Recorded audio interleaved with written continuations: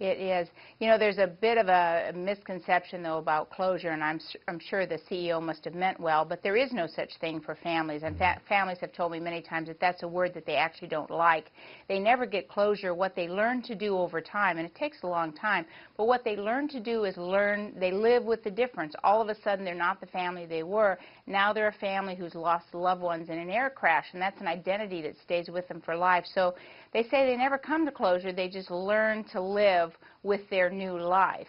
And so I never use that word, but that being, put that aside for a moment, having their loved ones back, anything. I mean, I have families that have gotten nothing more than a very small fragment of a bone or even a handbag that might have been found later. Those things become so very, very valuable because it's a connection with their loved one in their last moments on this earth. Mm-hmm.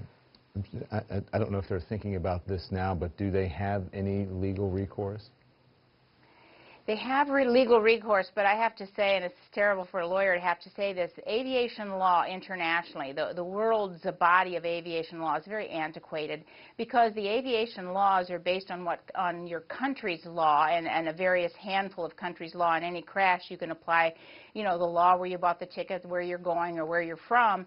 But the law around the globe is a patchwork. Some countries still cling to an old treaty called the Warsaw Treaty. It's decades old.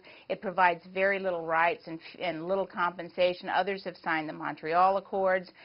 Passengers seated side by side, you know, if they were identical in all aspects of their life, but one was from one country and one was from another, one might have a full plate full of rights and full compensation. The other might have almost nothing.